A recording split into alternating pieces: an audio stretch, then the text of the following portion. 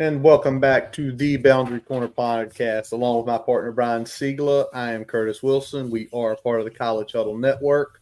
And this episode, as always, is brought to you by Dr. Jeremy Counts down at Counts Family Pharmacy, 301 South Main Street, Blacksburg, Virginia. Counts Family Pharmacy, your friendly neighborhood pharmacy. Buddy. What's up, man? Man, I'm tired, dude. I'm just going to just straight up say it. I'm tired right now. You got the grind before the cruise. You hitting Grind that before the cruise. Works and doing training at work this week, man. Like right up to the last second before the cruise, getting everything ready for the cruise. Birthday parties, my kid's birthday party, neighbor's kid's birthday party, baseball. I know you got stuff going on too. Yeah, man. It's been a busy week. Been a bit busy last few weeks trying to get some stuff checked off at work. Trying to get some busy with son's got sports going on now. We're kind of ramping up for spring ball now. So it's we've had some other side discussions and stuff like that on that topic. So I mean it's been a busy time. Excited to finally get back together here on air it out a little bit. Air it out. Back to the dynamic duo. Yeah. But we are missing Tally tonight. He's got a lot going on his plate too. So baseball, kids, work. Yep, we couldn't get a night where all of us could get on. So we're like, if we don't pull the trigger now, we might not get another one in before the spring game. So 100%. Here we are. Yeah, Shelton on hiatus.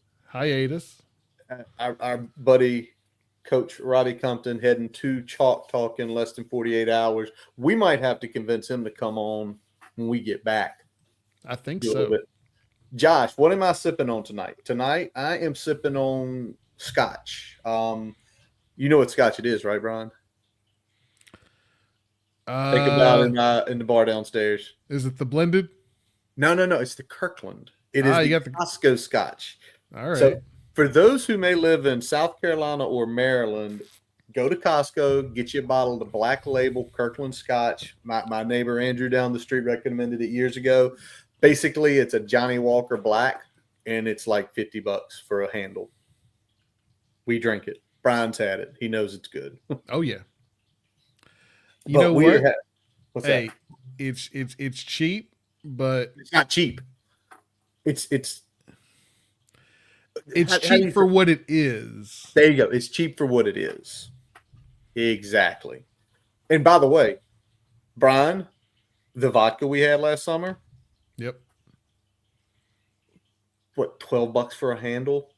And it was legitimately a Hyper. Yes, we'd love for Costco to sponsor our show, Josh. I would love that. They could come right along with Jeremy, That's right. I mean, give me a free membership and a hot dog anytime I want it, even though it's only $1.50. I'll save that $1.50 and we'll call it a day. They could get probably everybody in this program. They gave us all one. Definitely, we could definitely pull the trigger. Yeah, is there like a Costco black card or something that I can get? Exactly. Yeah, but like Brian said, we're doing this tonight because we needed to punch it before we are not here next week. We likely are going to be able to do a spring show. Literally, we're going to be hanging out on a cruise all week together. We're probably going to be writing the show line by line. And the GoPro's coming with me, so I might sprinkle in some live footage next week. Next time we punch it. So I don't know if we need that, man. Depends on what it's going to be and what we say and what we do. We'll see if it's quality. We'll see if it's I mean, we're not necessarily safe for work here, but it's a cruise, so I mean, shit can get wild. Yeah, 50 is cheap for a handle, Robbie. But let's break it down. What are we doing tonight? Well, we had not truly talked about the complete makeup of the staff.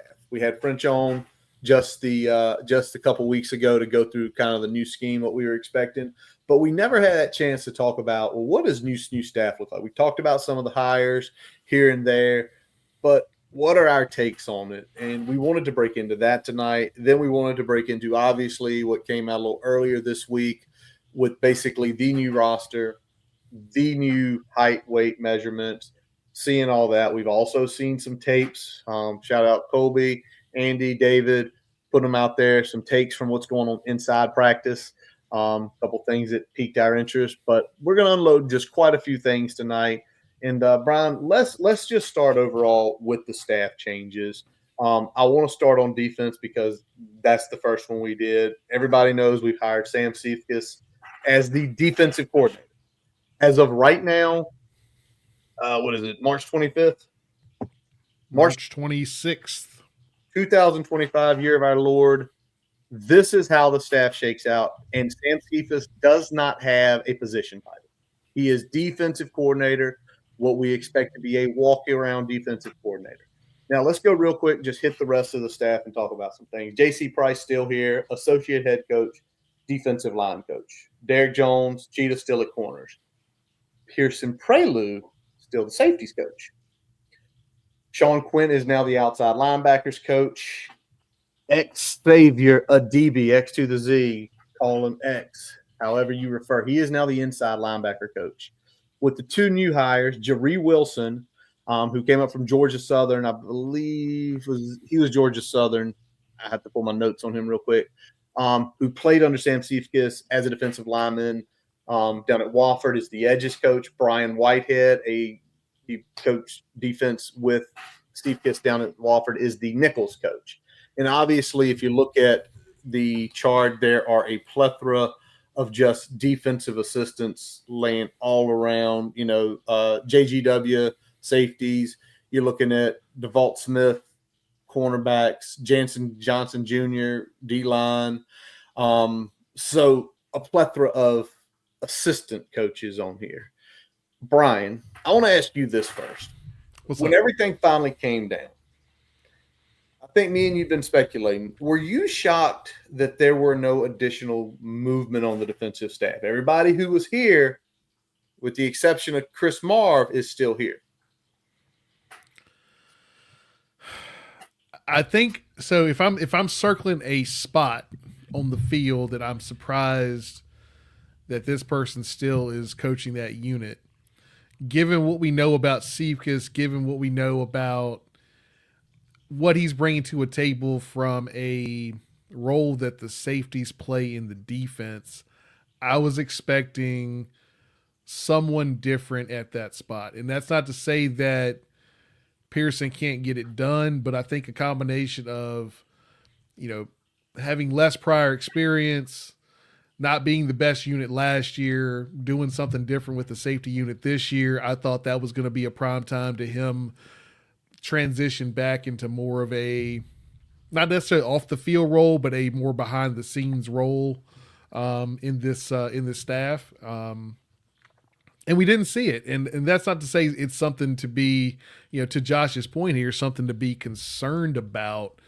I'm interested to see, Sam is going to be a walk around DC, but is he going to spend a healthy majority of that time working with the safeties? I know he's a guy that he's coached linebackers, he's coached safeties. I mean, he's got the understanding, I think, to, inform those position groups to a healthy degree. But that's definitely probably the most interesting position because I think it's the one we expected to see movement in. And when you look at a guy like Jerry Wilson, who is coming in to coach edges, played edge, but also was primarily a safeties coach during his coaching tenure, I think that's where we saw, is he the guy, or is he going to be kind of another guy in that room? And ultimately that's not where it went. It's really interesting because the thing is, a lot of people are saying, well, you feel perceived because it's not his staff, but then you start looking around and, well, I don't think he would have let J.C. Price go. I'm just going to be for real. In my opinion, there are three guys he would not have let go on this staff. J.C. Price is one of them, Xavier's one of them, and Quinn's one of them. If you had told me Cheetah was let go or Pearson moved to a different role, I would not have been shocked. But I kind of sit here back and think about it. We're at a day and age where this can be done because let's think about it. We now can do unlimited coaches, right? You can have unlimited amount of coaches. So if you're going to be transitioning, why go ahead and rip everything out when likely what you could do is make it a 1 to 2 year transition? Think about that. What's up, Will? What's going on, Will? But think about that, Brian. You're trying to make everything smooth. Guys like Sam is trying to learn the team. If you got everybody in place, and again, X being with the linebackers last year, getting to know the players quicker, getting to know their attributes, getting to know their weaknesses, their strengths, he's not relying on all new eyes.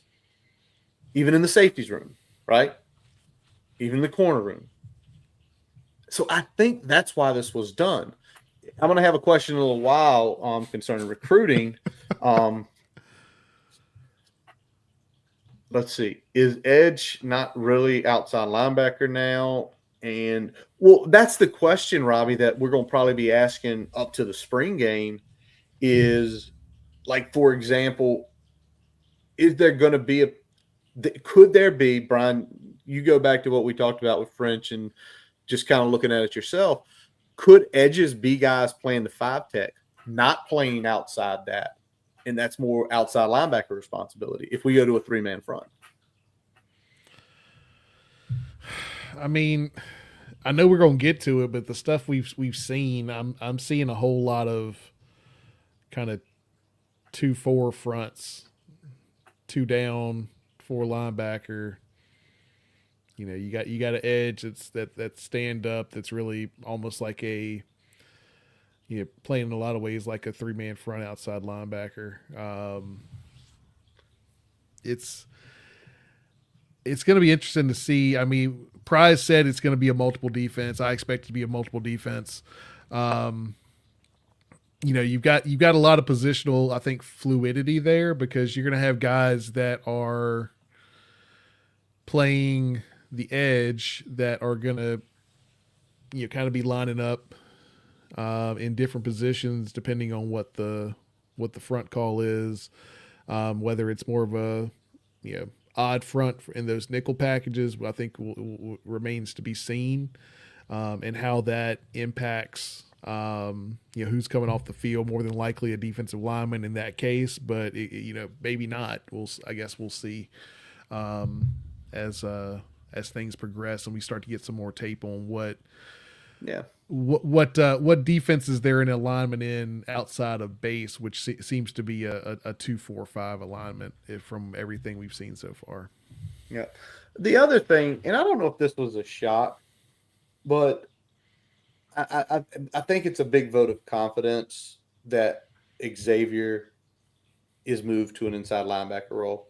That is his position. That is the position he played in college, in the NFL. It's the position he's coached.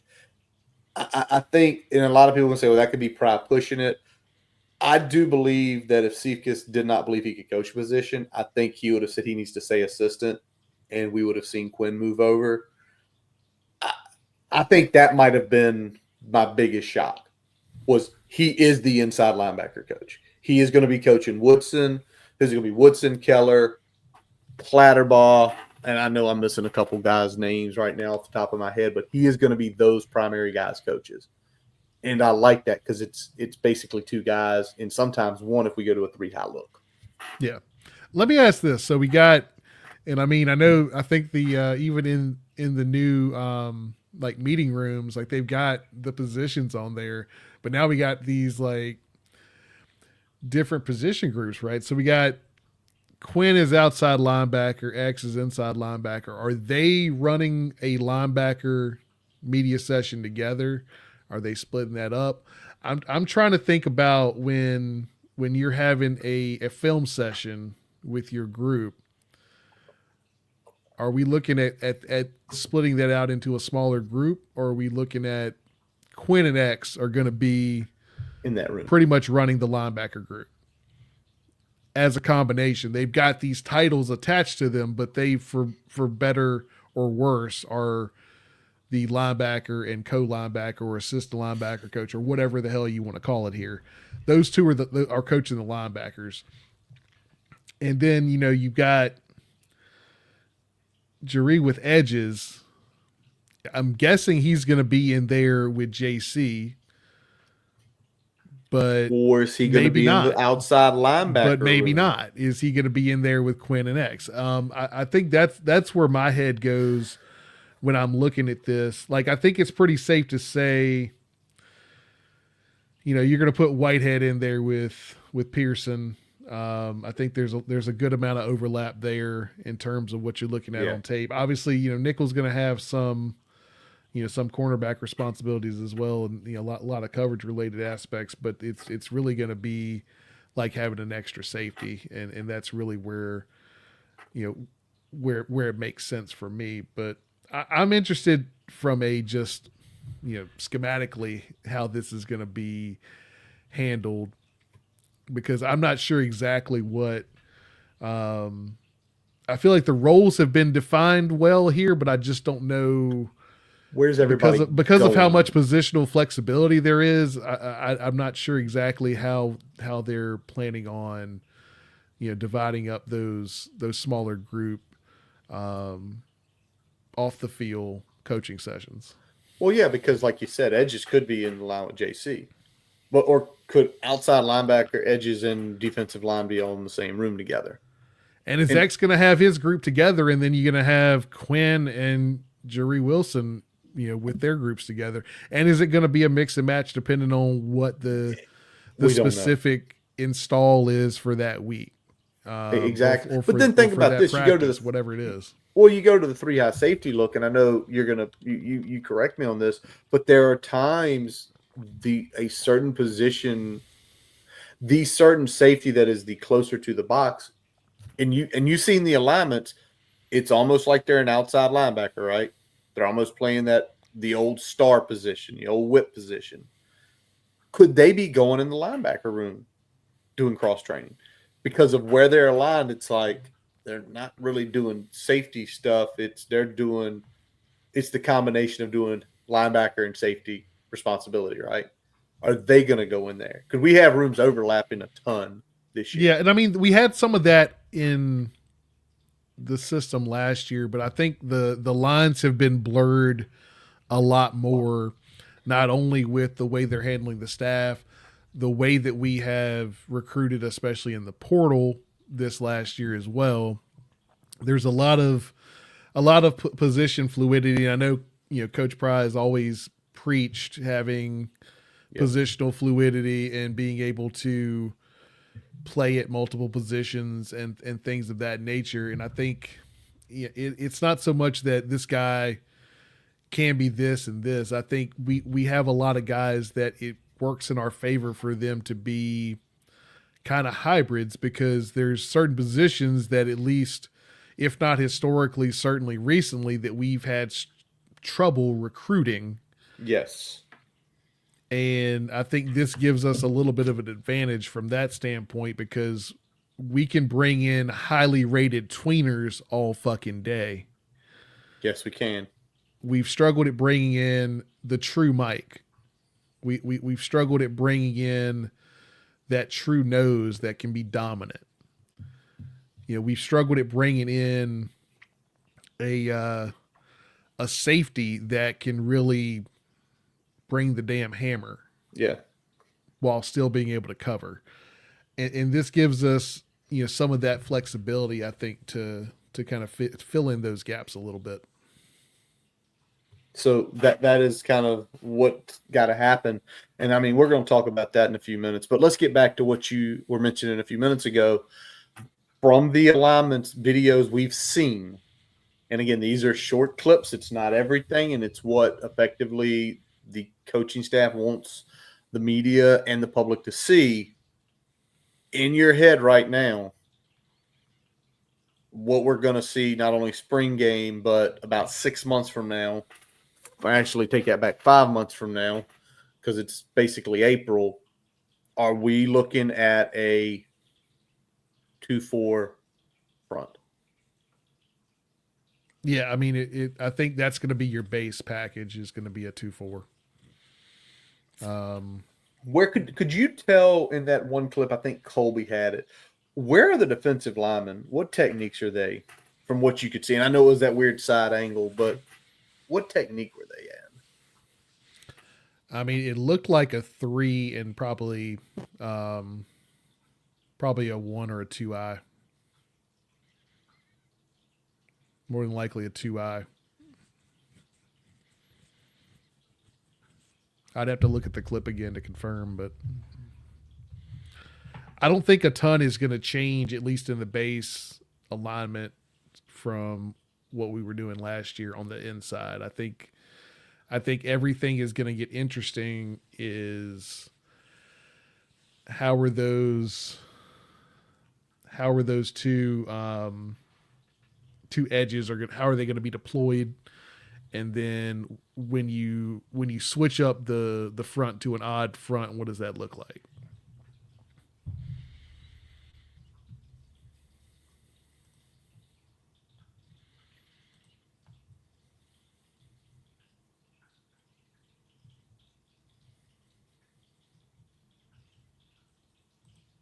Curtis, are you talking? Because you're on mute.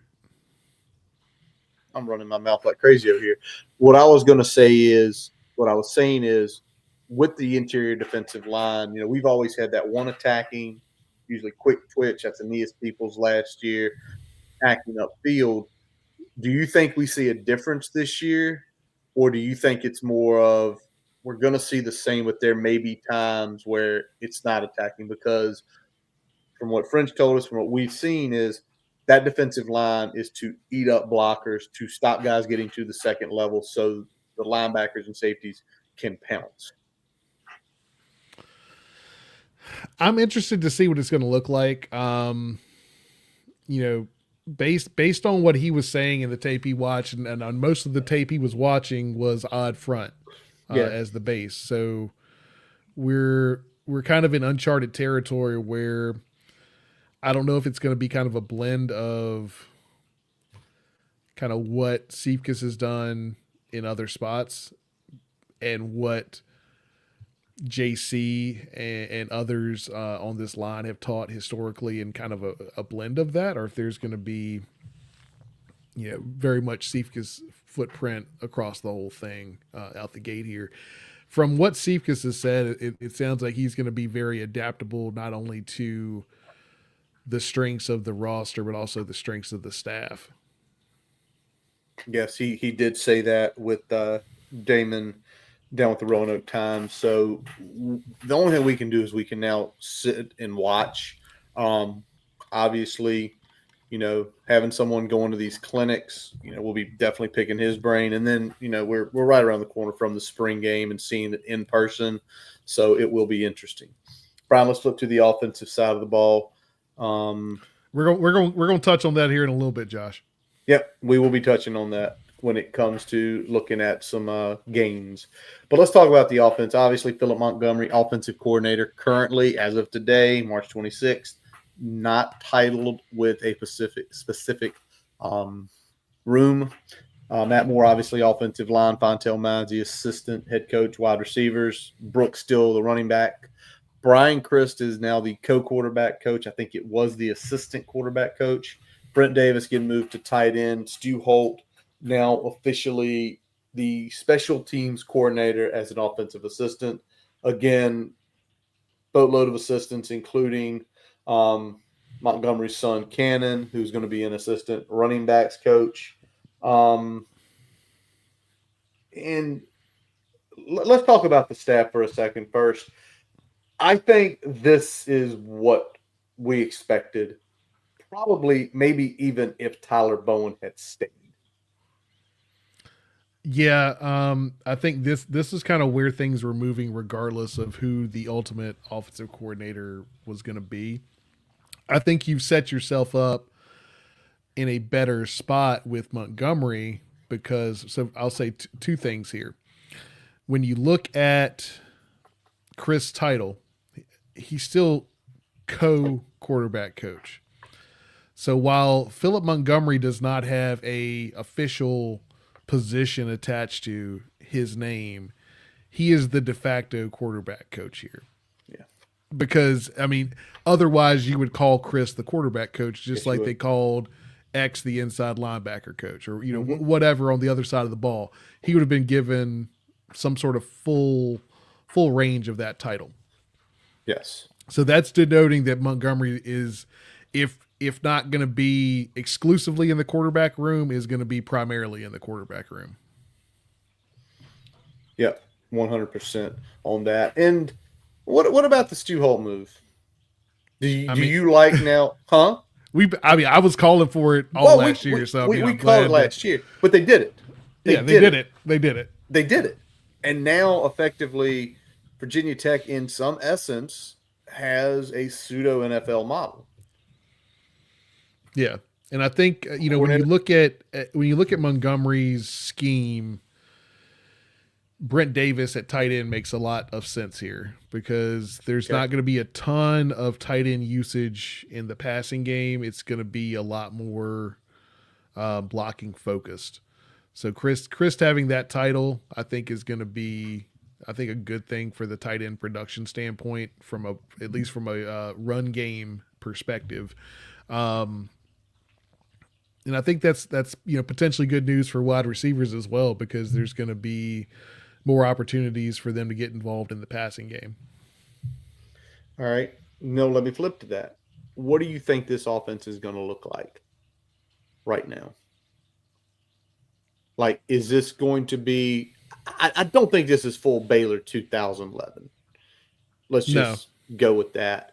But where do you think it's landing? Because everybody keeps screaming Auburn, Auburn, Auburn. But as Tally told us, he won't run his offense at Auburn. Yeah, I mean, I think it's going to be a version of what we saw at Baylor. I think there's going to be some tweaks to that.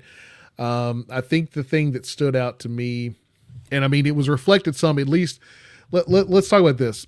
When we talk about Auburn, I think that the fingerprints of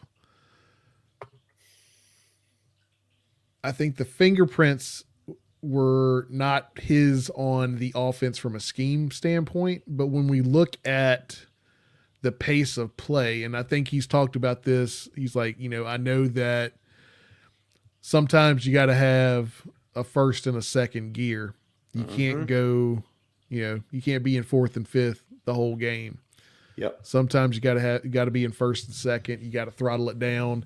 You got to be able to understand the situation of the game and react to that. And if you look at the splits on the number of plays at Auburn, he's still way above the NFL average, but it was his lowest per play average of his career. I think that is indicative of probably what we're going to see here. Again, you're still talking about someone else's fingerprints being on the offense from a scheme standpoint, and that probably hindered the output. But I think from a pace of play standpoint, you can expect something similar from Auburn's side of the coin there, but a lot more from a schematic standpoint of what we saw at Baylor. Got you. Let's put this guy up here because it has been a while, Jason, since SWVA has checked in. Hope you guys are doing well down there. And I'm going to put this up for Robbie. Robbie, you are correct in that sense, but I know Gosnell's not your perfect split out wide tight end, but he does have a decent set of hands, so maybe he's still involved in other aspects. Let me ask this, Brian. I think I mentioned this maybe 6 weeks ago, but you've been watching more tape. What excites you most about like the concepts of what you've looked at Baylor, you've looked at Tulsa. I'm not sure if you've got Josh talking about looking at the Birmingham UFL stuff, but when you see this and know some of the players we have, you got, guys like Donovan Green, Aiden Green, you've got Cam Selden coming in. We'll talk about him a little bit later as well. He was mentioned in one of Prize pressers this week. What excites you most about, like, when you see that and you start picking, like, man, that's this. you start connecting all the dots. What excites you most? I mean, honestly, you just mentioned his name. Cam Seldon excites me, and I think looking at what he could be in this offense excites me. Having that gadget style player, guy in the slot that, much like Jay Lane, plays it like a running back, because I mean Seldon was a fucking running back. And Lane had that mentality of a running back mentality from the slot receiver position. And this is a scheme that I think is going to get the slot a lot more involved than I think we saw last year. When we look back to kind of 2023 compared to 2024, we saw Jay Lane line up outside a whole lot more in 2023, and that's where he made his hay.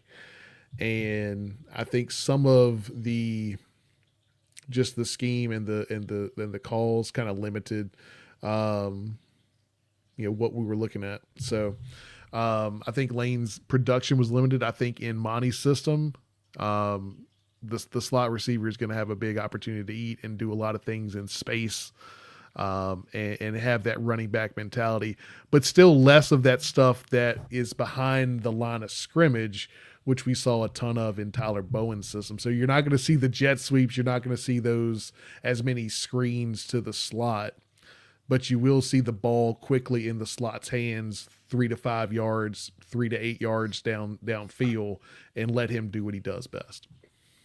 Perfect, Brian.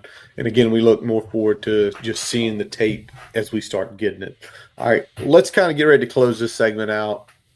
And and all y'all listening out there, putting on the comments in the chat, we appreciate that as always.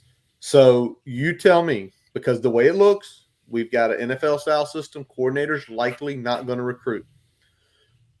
Brent Pry and which 10 assistants are you putting on the road? And if y'all want to put in the chat year 10, go for it. So, Brian, I'll give you the floor first. All right. So you got Pry, you got JC, you got Cheetah. I think Quinn, obviously, he's the road dog, man. He's the road dog, breaking bread Hokie style. He's got to be on the road. And then it comes down to, are you sending Pearson, you send an X? I think I'm sending X on the defensive side of the ball. Flipping it over to offense. Obviously Fontel, Matt Moore, Elijah Brooks, and so it kind of comes down to. Well, you only named 4 on defense, Brian. You technically get 5 plus Pry. No. Pry, you get. It's 11 total. 11 total. 11 total. Yeah, it makes, yeah. Do I want to send? Give me Wilson. Okay. All right. And other side of the ball, I think that makes it pretty easy. I mean, Fontel, Matt, Elijah, Chris, and Brent. All right. I am on board with you completely on the offense. I think Stu Holt will get to just hang out, scheme special teams up all week, help out Montgomery as the assistant. Defense, I'm one different. I think Prelude's going to stay one more year because I think it's going to be the transition year. And again, Pry's always talking about let's build the relationship. I don't think they'll just pull Pearson off for this class, maybe not even next class. But they're going to start working in maybe Wilson, maybe Whitehead. I don't know their backgrounds well enough. I know the ages. Wilson is a significantly younger guy. So that usually always transitions to, you feel like, more relatability to the players on the road. Yep. But I think Pearson's going to stay there this year. And the funny thing is, that question has not been asked. And I thought someone would have asked it at least once we hired Monty. Now, by all means, could Montgomery be a road recruiter? Yeah, he could. And they leave Brian Chris at home. But I think the focus this year is we've got to get the scheme right. We've got to get the players right on campus.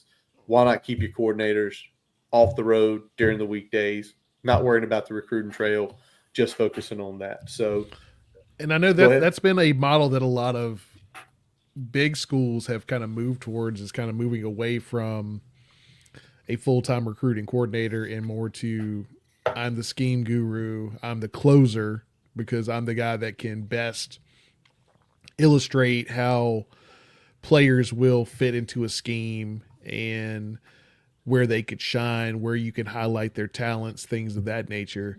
But that's not necessarily the guy that you need in the living room. That's a guy that, once you get a guy, he's on campus, you go see him at a camp, whatever it may be, you can kind of close the deal there. But I'm excited about just to see how. And I'm with you, Curtis, because I'm shocked that the question hadn't been asked yet, because I feel like that's a big piece of the puzzle that we just don't know yet. And I mean, and it took a while for the staff to shake out, so I don't know if it's something that's going to come in due time or what. But again, I'm shocked it hasn't really been a question that was at the forefront of folks' mind when they were talking to Pry.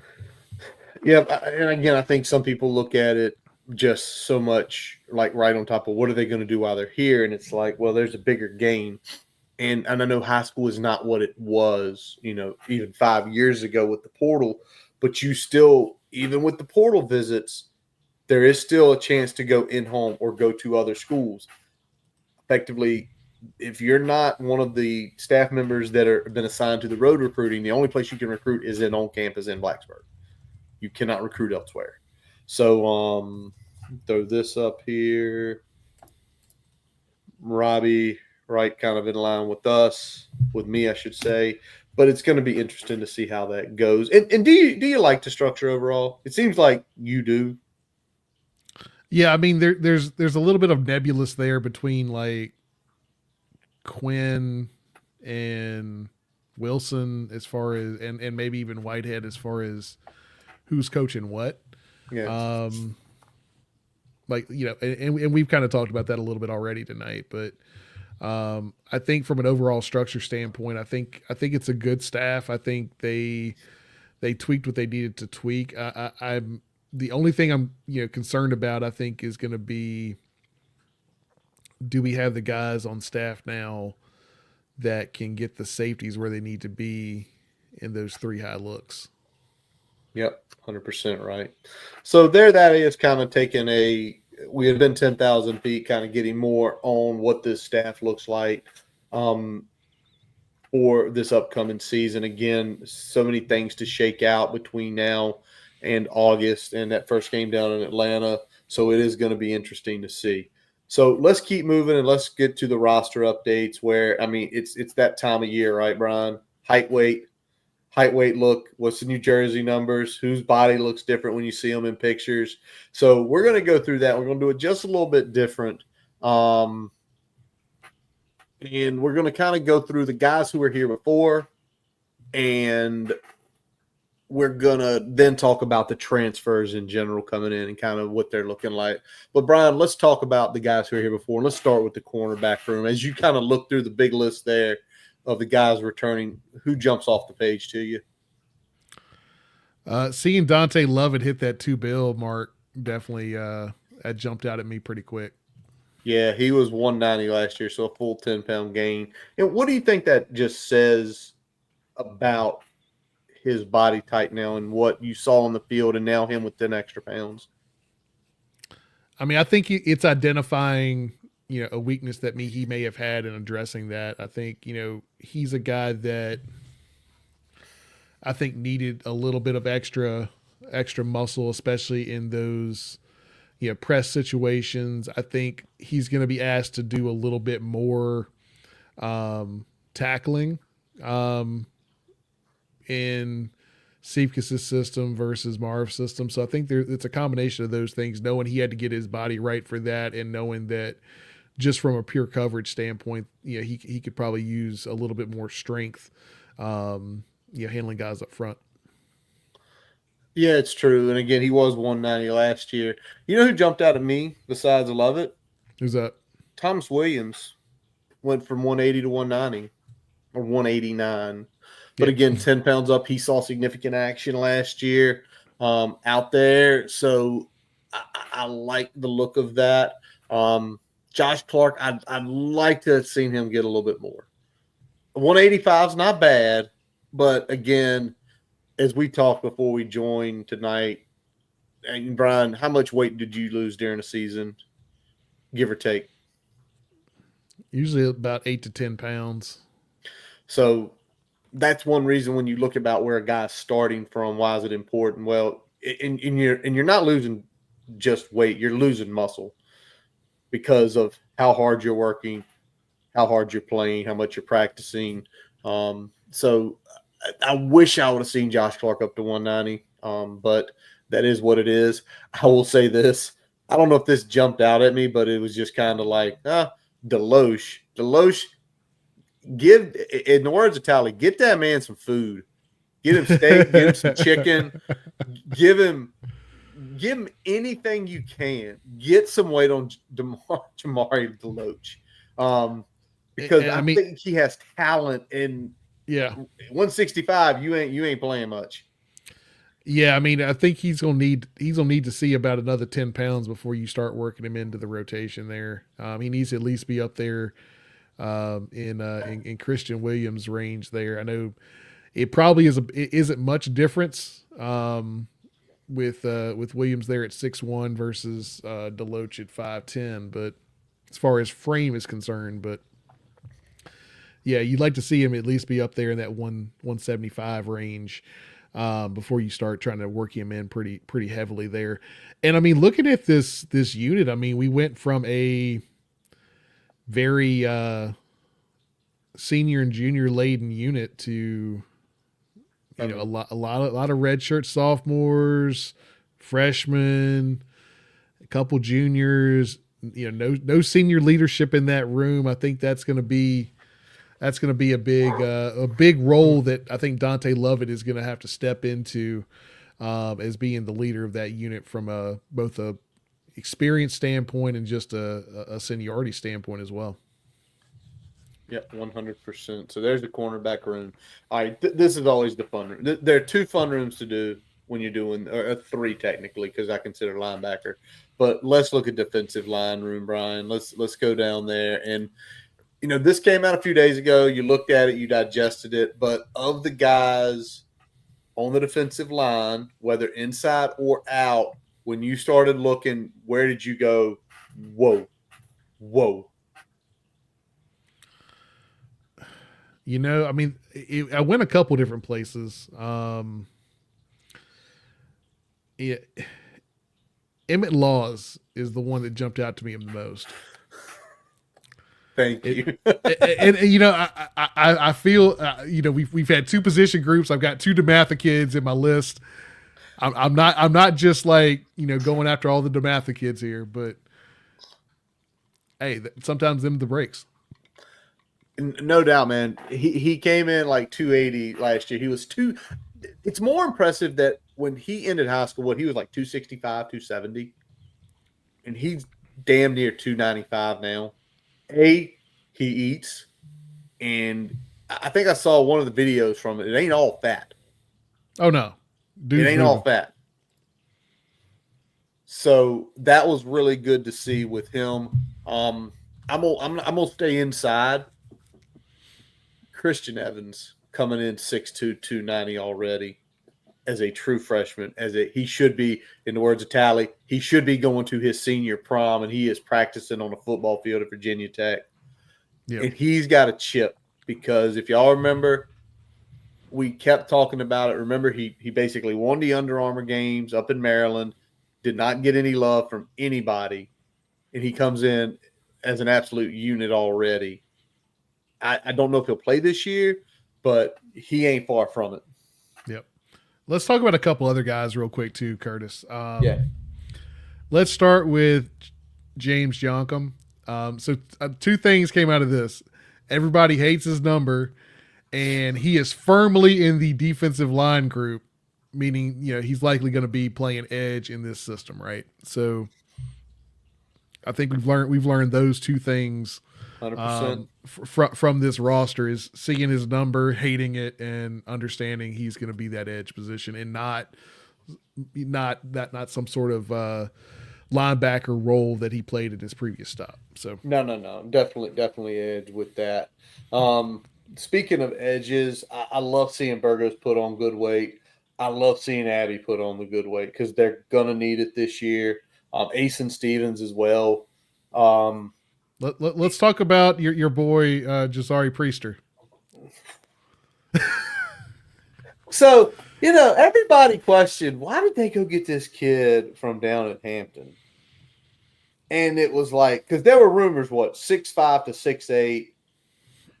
Basically, nobody had him over 300 pounds. It was like, oh, he's like 270, 280. And I first thought we heard, that's okay. He's young. Get him in the weight room. 6'5", 312 pounds. That's a big boy. That is that may be height wise to weight wise. I'm trying to go back, and I'm going to look at some old ones here. That might be one of the bigger, and y'all out there that can shake my memory, that might be one of the biggest.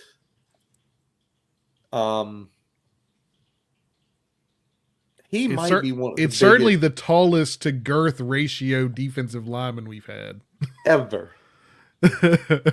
Now, and it's funny, like you see him at that weight, you got a guy like Andrew Hanchuk coming over playing offensive line, same height, and 30 pounds lighter. That's to me, that's wild. And I mean, it sounds like the guy can move pretty well too. I don't know if he's still moving at 312 like he was moving at, the 280, 290 range that they had him at coming over.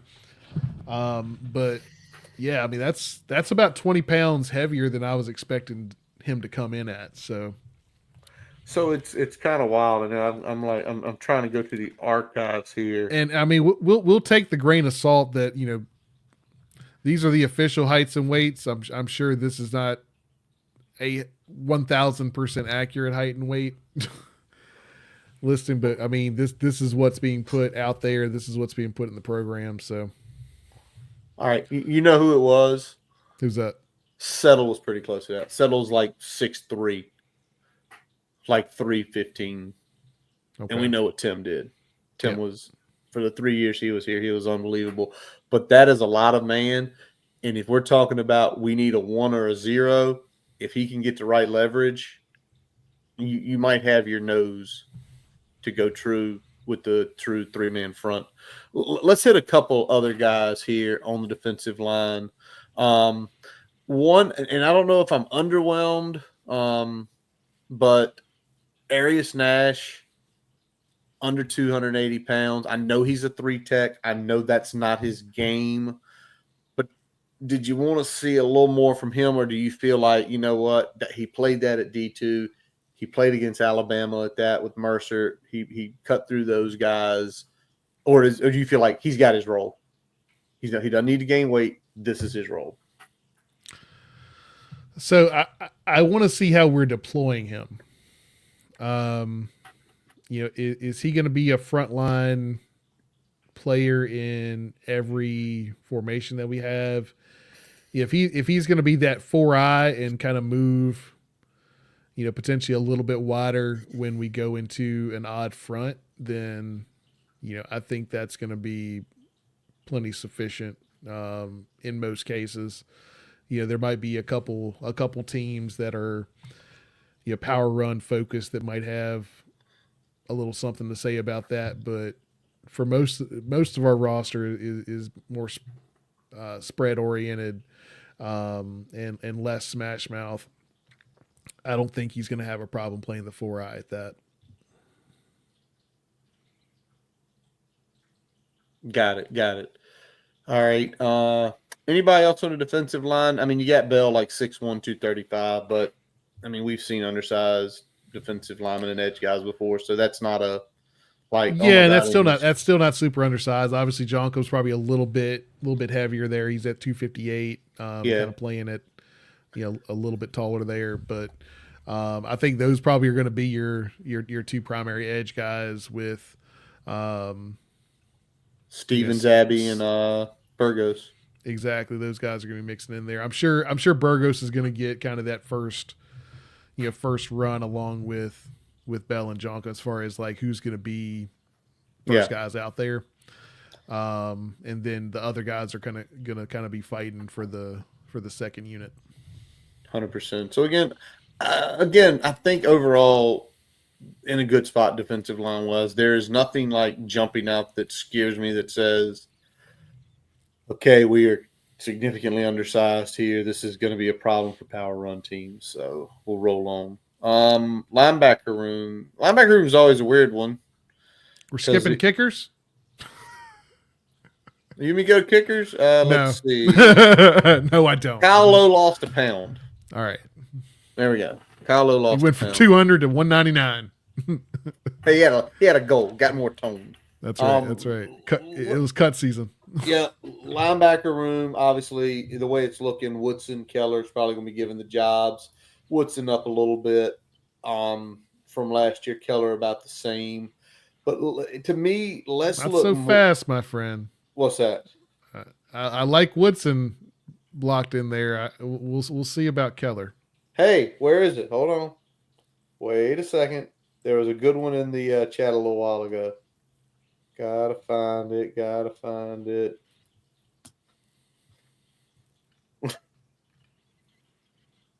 That's a good one, Josh. That's a good one. Well, let's be realistic. I don't think they're going to be putting Jordan. But with what happened, he's obviously in the doghouse right now. But Jordan Bass, I mean, dude, he's 205. I don't think you can play him at the linebacker position this year. Now, luckily, he's a true junior, so you have a red shirt to burn. So that's the question: is do you end up throwing a red shirt on him? Is a guy like Caleb Spencer going to work in there? There's talk of him moving to Mike. There's talk of him, kind of playing both of the linebacker positions there. It sounds like he's moving fully away from a star safety type role. This is going to very much be a linebacker position for him. So I'm curious to see how that shakes out. Obviously, we know Gabe Williams working back from injury. Numbers there don't shock me too much because he wasn't able to do anything this offseason. No, not at all. No chance to gain. Brett Clatterbaugh coming in at 6'2", 243 is nice and what you like to see. Well, as long as it ain't fat. But, 243, you can trim 10 pounds of that nice. Brian, you said something else. McDonald brothers, man. Tough to believe, right? Yeah, we got the McDonald brothers are now redshirt juniors. Redshirt seniors. And it seems like just so when we started this whole shebang, that was their class. That was their recruiting class coming out. So it's wild that in the ride so far, we've lived through the McDonald cycle, and we're about to fully cycle through the McDonald twins. So shout out to them. Shout out to them not really seeing the field that much last year. I don't know. That was a big shift from 23 to 24 with them kind of being very, very heavy in the rotation. Especially looking at which one is it? Jaden's a linebacker. Jaden, yeah. Jordan's Jaden had the heavy rotation at linebacker. So it was funny seeing him kind of really fall out of favor in that rotation. Yep. So, linebacker room, some good games. I mean, I think over the last few years we had not seen nobody deficient. And I mean, I think with Jordan Bass right now with everything going on, hold on. You can't say that, Josh, until he plays. Depends on what he is. And you know what? There were times the last 2 years, defense would have been a hell of a lot better with a Dax type who would have been getting to the right spot. Would have prevented a lot of big-ass touchdowns. Even if it would have been maybe a second late, at least something would have happened. I always say that. All right. Brian, anything on the long snappers as we move down here? No. Okay. The big one, offensive line. I know, again, do you take them with a grain of salt? Yes, but when they put somebody like Brody at 6'7", 332, I don't think he's 285 at all.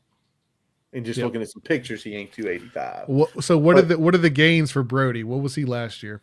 Brody Gaines would have been.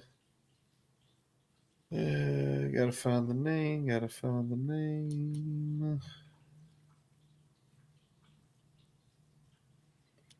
Only 5 pounds. He was 327 last year.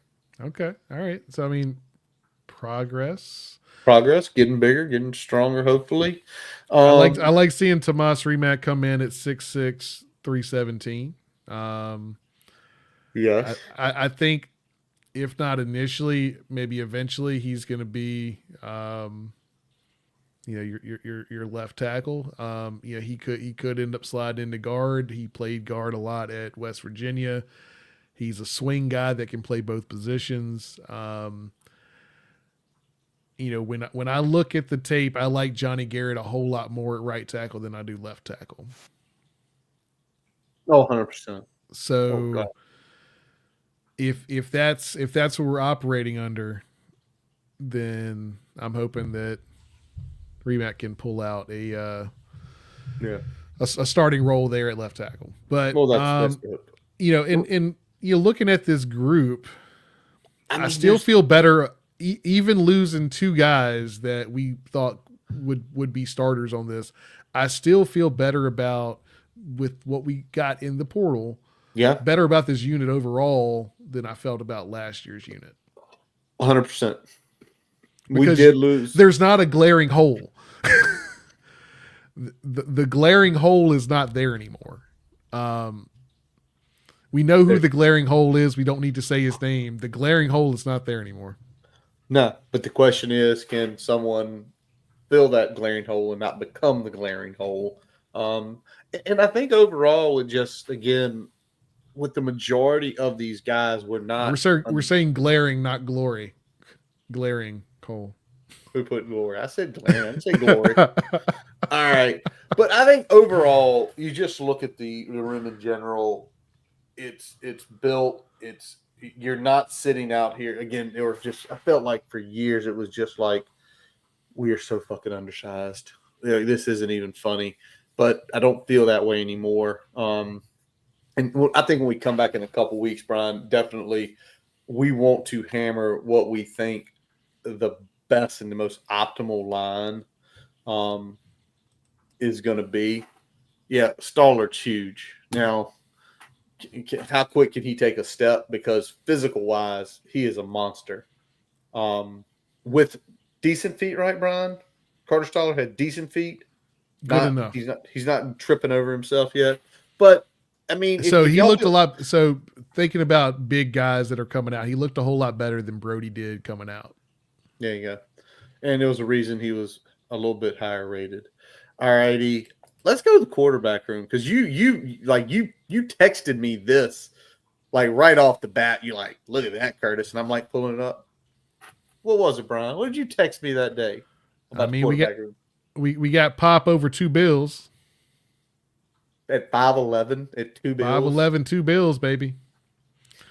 If the concern is about his frame, he's starting to fill that out a little bit. He is doing what we said he needed to do.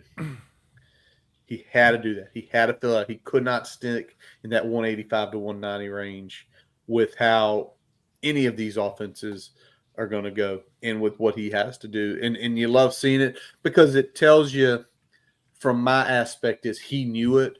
He knew he needed to get gains. He needed to get stronger in the weight room. He needed to put on those pounds, and he did it, which to me says there's that work ethic there. He wants it.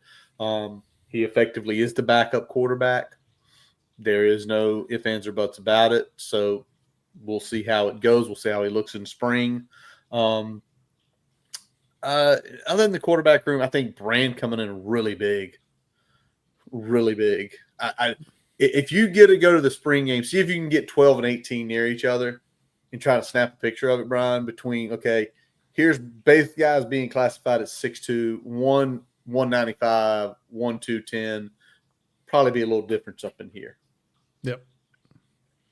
All And I right. mean, when we talked about it, we were comparing Ryan and Bran. I mean, we kind of said, okay, well, Ryan is definitely like a bigger, taller Pop coming out, right? Yeah. Like that's kind of just looking at the way they played, looking at everything, a little bit more polished, maybe throwing the ball than Pop was initially coming out, but very similar style and overall frame, if not looking at the weight itself. But yeah, AJ is a big dude coming in, 6'2", 210.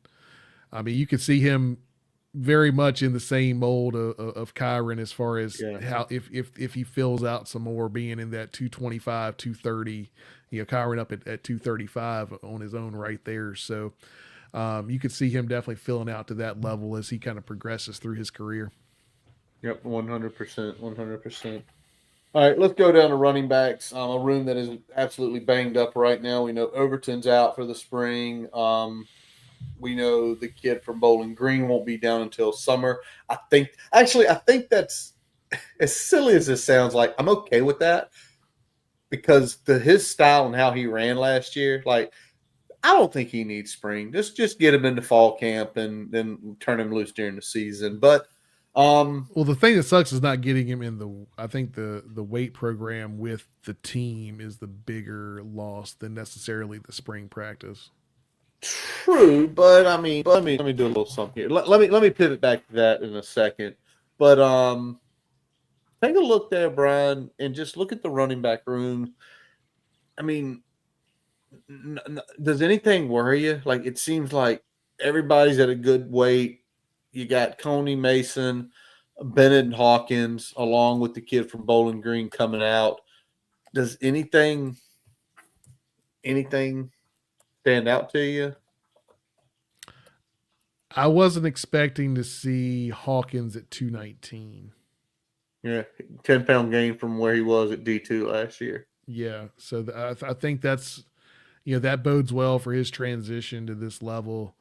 Um, playing at 5'11", still being more of a pass catching threat than I think we'll see from Terry and Stewart when he comes in.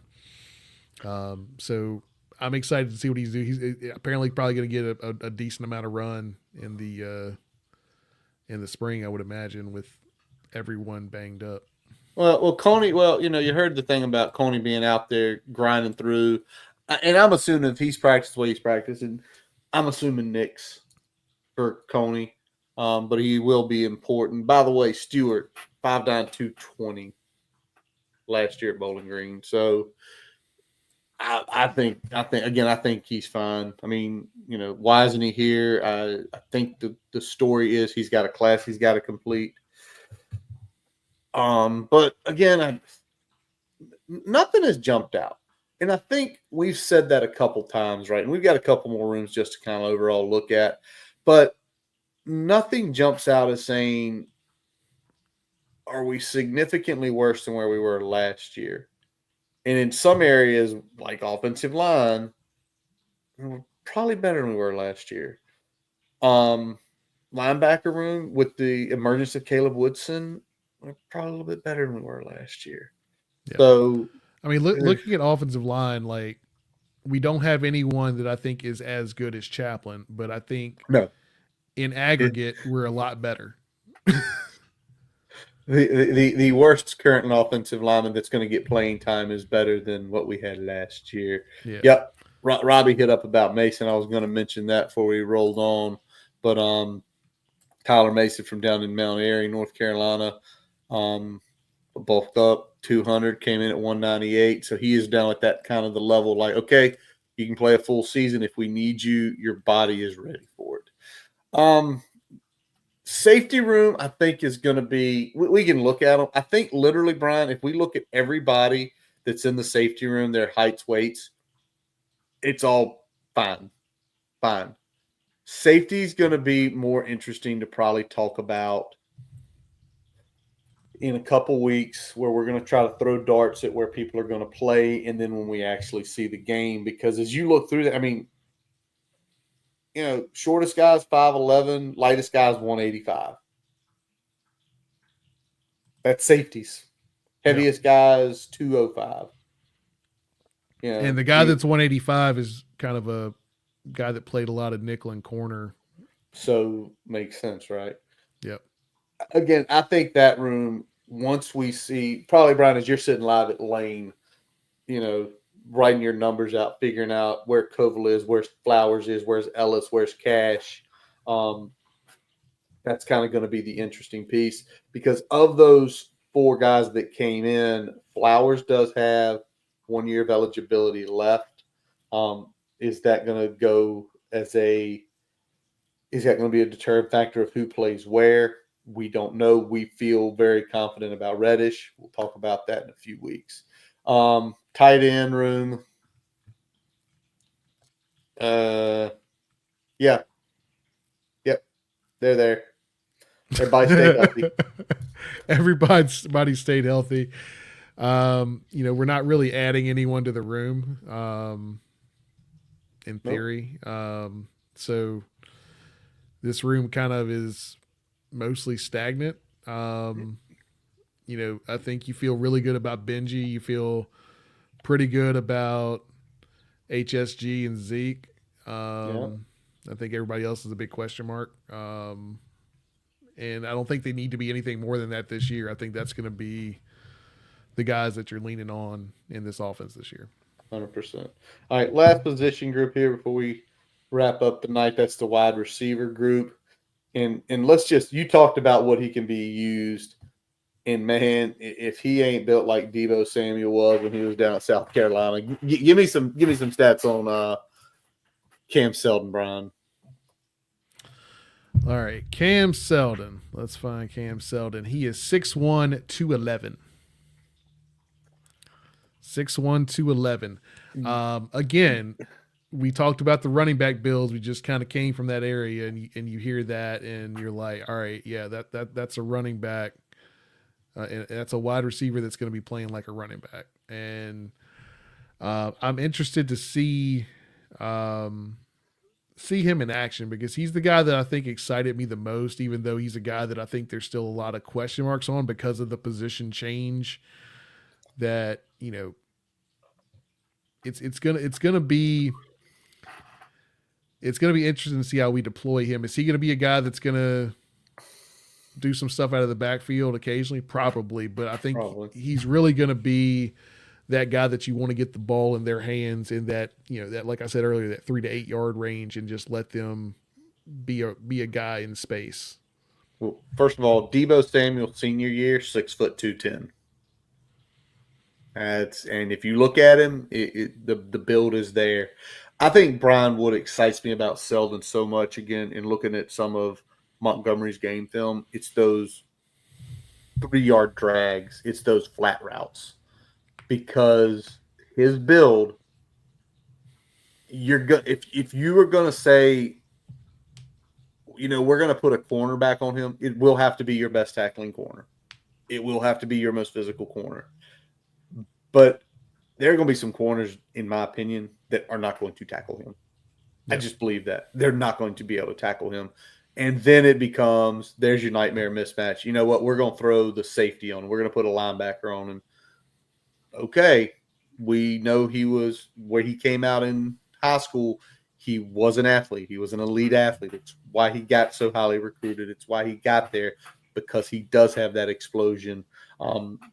It just pops. And if they deploy him right, especially having Donovan Green, kind of that elder statesman who is kind of the route technician, and then the way Aiden Green has exploded with his explosion, if not even counting some of the other guys on here, like Chan's, Keelan, excuse me, don't want to get in trouble with anybody, Keelan Adams. Yeah, I ain't crazy. There is a chance I meet his mama one day. I don't want to get popped That's upside right. That's head. right. You got to keep it right. Keep it yeah, right. And it's going to be. I'm excited to see how Keelan and Chan's work into this rotation. I mean, obviously, we know Aiden is kind of the established guy here. from a just experience with this group perspective. Yeah. We know Donovan Green is bringing probably the most overall experience to the room, new to this team, but we have kind of the law firm of Green and Green out there at wide Yep. receiver. I'm gonna be I'm gonna have to make a poster or something like that at some point when we go to a game this year for that one. I'm interested. I think that this wide receiver room. I think this is we're kind of looking at the same thing that we were talking about in the offensive line room. Once everybody gets healthy, is that in aggregate, I think this wide receiver room could be better than the group we had last year, even if you don't have the highest of highs that you had with a Jalen Lane. Yeah. So it's interesting. I think overall, from that game perspective, nothing stands out. You don't feel like we're undersized anywhere. You don't feel like we're going to give up physicality anywhere. So not only shout out to what's going on with Ferg, but also with the prior staff getting us back on track. So again, Deesgalt, who went to Marshall, he may not have had everything locked down, but as far as getting guys to optimal weights, getting them to optimal strength, I think he got us there. I think it's the other piece. The conditioning piece was where things kind of fell off the exactly off the charts exactly. And to me, you think about Jared Ferguson playing fullback. He was the prototypical fullback build, and he had the endurance. So, yeah. Brian, let's hit these real quick. Basketball season's effectively over for the Hokies with the women losing earlier this week. Men obviously didn't even make a tournament. Portal going crazy. And then I didn't read all going legit crazy, like 3 times the entries compared to last year. Insanity. And obviously the Hokies on a better footing for NIL this year. The Whit Babcock statement that I read from Andy Bitter just made me go. Which one? Which one? The one about we didn't really anticipate the basketball market to be like that. What the fuck did you think it was going to be? Oh, everybody's going to spend $100,000 a player. They took a shot at the folks on Twitter as well. Like, oh, you get your news from Twitter if you think that we stole money from basketball to give it to football. I heard that places that weren't Twitter. I'll just say that much, and we'll move along. I don't think we stole. I think funds were allocated differently because you misread the room. Yeah. Look at Jim. Jim, we haven't heard from you all night, and Jim, it's a banger at the end. 70% fired. So, I mean, it sounds like of the due allocation, 75% is going to football. Yep. So it's basically mirroring the percentages that the settlement were in terms of the yearly allocation from the general fund. So 75% to football. Was it 15% to men's basketball? Am I right? That sounds right. I'd have to pull it up again. I was looking at the Bitter tweet earlier. Well, that's over $3 million just for basketball, not counting probably some other things, not counting house settlement stuff. I'm assuming basketball is probably going to be what, 5.5, 6.5. Donate, I'm talking guys who are going to be giving money towards NIL specifically for basketball. Talking about direct funding. And you should be able to put a decent roster together. And are some are going to go crazy? Absolutely. Some are going to go absolutely crazy. And that is what it is. But with $6 million to fund a basketball team of 12, you should be able to get a couple really good players. Just don't go after guys that, could potentially be fully suspended for, betting on games. That's better vetting, please. Better vetting, please. I mean, we've had 3 years in a row where we've had a player, a guard, a probably starting guard that played minimal or none for this basketball team. That's 3 years in a row. And I mean, you can say what you want to say. Is that the difference between a 13 and 19 team and a 19 and 13 team? Maybe, maybe not. I don't know. But you never know. One last piece before we close it up. Wrestling finishes 11th at the Nationals. I only saw I never saw, they never replayed it, and I never chance to see it. But from everyone that I've seen Twitter, speaking with a couple other people, Caleb Henson got completely robbed because his takedown was a takedown. And even though the brick was thrown, it should have never been overturned to begin with.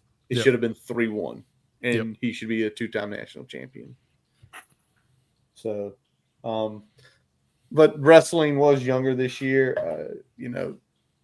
Caleb's back next year. Eddie Ventriska's back next year. McDougal's back next year.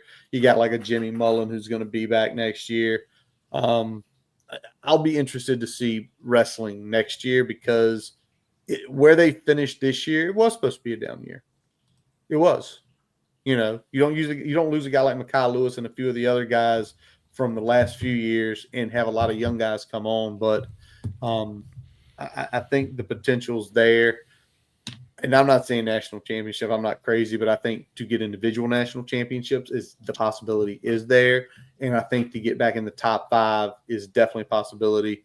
I mean, I could go through the points, but I do think, and if anybody knows the exact way, I think if Caleb had won, we probably would have been like 7th, not 11th in the final standings, just because of the difference between that for the first and second. Quote me if I'm wrong, but anything else you need to unload, man, before we hop off here? No, I'm glad we got that bitter stuff in there on Witt because that's something that I saw pop through just before we punched it, and we hadn't really talked about really diving into that, but I'm glad we got there because I'm glad we got a shot in. Just a shot. Because I haven't had a chance to read it all. I've been busy as hell this afternoon. I know you were sitting at a tennis match for 3.5 hours. He did 3.5 hours. He did well. He did. It was about 3. It was about 3 hours. Yeah, just sitting there. It's all good supporting our kids, man. Oh, yeah. All right. Anything breaking on the Twitter sphere? Not much, man. I think we're good. There's a lot of discussion around the 70% below Clemson thing. I know Jim threw that in there. That I think that was the thing that has stood out to folks the most is that we were that fucking far behind Clemson in NIL for basketball. Just shows you this is what I'll say, and if you can agree or disagree, there are certain people that are in athletic departments in this era, they're never going to be ADs. And then there are certain people that are. And you, at Virginia Tech, you've got to find the person who understands that concept better than anybody when the next hire is made. Because in my opinion, the next hire is probably going to be made within the next 24 months. And I think it's two fronts too, because I think you gotta have somebody that is not only well attuned with what NIL is, but I think you need to have somebody that's a little bit more, that does a better job with engaging the alumni and the donor base better than Witt in the sports that count. I think Witt does a pretty good job in some areas, but I think his personality doesn't always inspire confidence, and I think that can trickle down into other areas. Not just fans don't like him because he's bristly or he doesn't not the most personal person when you have an interview style with him. I think he seems to be more relaxed in a conversational tone, but he doesn't do well in kind of if the format is more formal, his personality gets lost somewhere in the shuffle there. And I think, that can turn some folks off a lot of times too. So there's a lot of things that I think we could point to and say, some of this was already endemic here at Virginia Tech before Yeah. that, and then some of that is Witt has his fingers all over it. Yep, and you can't do that. You cannot do that. So, with that being said, let's wrap up this episode of the Boundary Corner podcast, brought to you by Counts Family Pharmacy. I'm Curtis Wilson. I'm Brian Siegler. We are part of the College Huddle Network. Visit the website boundarycornerbc.com to listen to all of our episodes. While you're there, follow us Twitter, Facebook, Instagram, YouTube, your favorite podcast source. We're on all of them. As always, we got our buddy Jason Long, who is currently in the wonderful city of Denver watching the Joker play. The guy been sending us pics all night. He was so hyped to be out there. And he was at Red Rock Amphitheater this morning watching the sunrise. So. That was a gorgeous photo he sent this morning. Pretty awesome, man. He plays us in, he plays us out. Check his website out, jasonlongmusic.com. You can link to his where he's going to be live down in the New River Valley, to his music on Apple, Spotify, his YouTube, and his Facebook pages. We really appreciate y'all all for listening tonight, whether you are here with us live on YouTube or on our podcast. And as always, let's go. Hokie.